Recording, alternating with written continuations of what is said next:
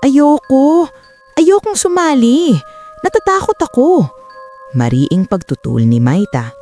Hindi naman talaga duwag si Maita, pero sa pagkakataong iyon, pakiramdam niya ay delikado na ang mungkahin ng kanyang matalik na kaibigan si Camila. Gusto ni Camila na sumali si Maita sa ilang kaklase nilang babae na naglalaro ng Ouija board, isang larong dinala ni Steph sa paaralan noong araw na iyon. Maagang Disyembre noon at abala ang buong paaralan sa paghahanda para sa Christmas pageant. Karamihan sa mga grade 6 ay kasali. Ang iba ay nasa choir. Ang iba naman ay gumanap na mga anghel at pastol. Dahil dito, suspendido ang regular na klase at ang buong linggo ay inilaan para sa mga rehearsal. Ang mga naiwan sa silid-aralan ay yaong hindi kasali sa pageant. Inatasan silang magdekorasyon ng classroom para sa Christmas decorating contest. Nasa room 36, ang honor section, ang klase ni Maita. Dahil maaga nang natapos ang plano ng kanilang resident artist, ang natitira na lamang ay ang pagsabit ng mga makukulay na ilaw. Dahil sa pagkakainip, may ilang estudyante ang nagdala ng mga laro sa eskwela, baraha, chess, at maging Game Boy. Bagamat bawal ang mga ito, naging maluwag ang mga guro dahil abala rin sila sa pageant. Di nagtagal, ang silid-aralan ay parang recreation center. May naglalaro sa bawat sulok. Pinakamabenta sa lahat ang Ouija board.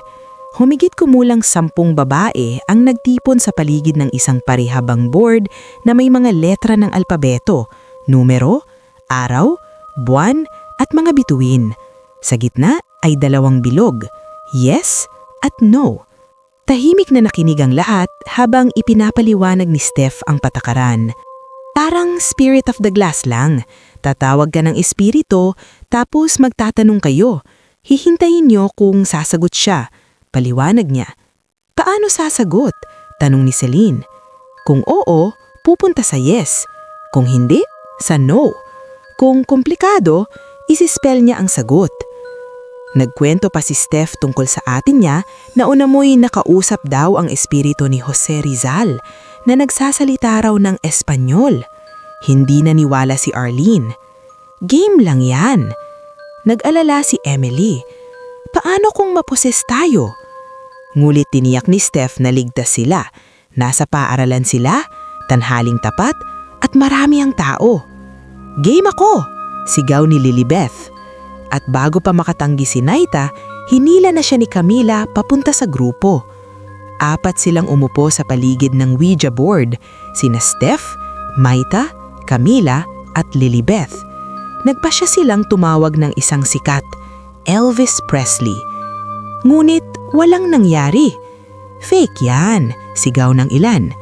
Hindi sumuko si Steph. Baka hindi available, iba na lang.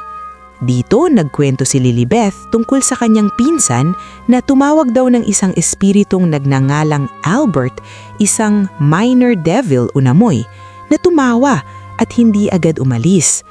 Sa kabila ng takot, nanaig ang curiosity. Tinawag nila si Albert.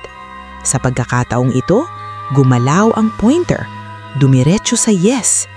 Isa-isang nabuo ang pangalan. A, L, B, E, R, T. Sinagot ng espiritu ang mga tanong. 17 taong gulang. Adik, nabaril sa ulo. Nasa H, E. Biglang humiyaw ang ilan. Habang tumatagal, tila may kinahihiligan ng espiritu. Itinuturo nito si Arlene. Nang bigla itong matawa, H, A, H, A, H, A. Nagpanik ang klase. Biglang nawalan ng malay si Arlene.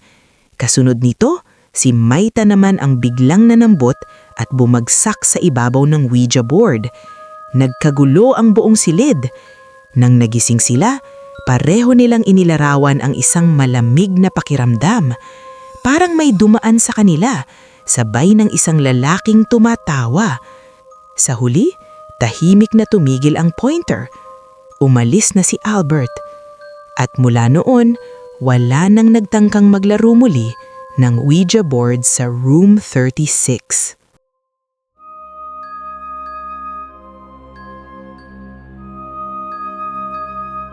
Kung may pakiramdam kang may nanonood sa'yo habang pinapakinggan mo ito, baka hindi lang imahinasyon ang dahilan.